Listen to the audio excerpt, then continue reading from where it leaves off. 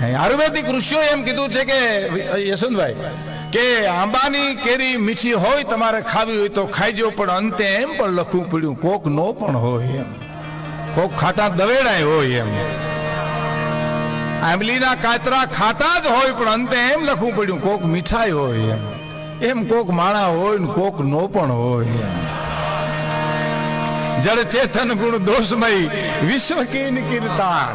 હે ગુણ અને અવગુણ ની મિશ્ર દુનિયા ભગવાને ઋષિઓ કે બનાવી છે. એમાં ગુણ ને ગ્રહણ કરી લ્યો ને અવગુણ ને છોડી દો. ભગત બાપુ નો એક દોહો છે બહુ સરસ. હે કે ગણ કર્યા ગોખા કરે અનવગાણ ભૂલી જાય, પણ કાગા કાગા ઈ તો કેવાય એ ઓલા મોટા મન ના માનવી, પણ કાગા કાગા ઈ તો કેવાય અરે રે વો તો મોટા મન ના માનવી. ગણ કર્યા ગોખા કરે બસ અવગુણ ભૂલી જાય, કાગા ઈ કેવાય ઈ તો મોટા મન ના માનવી.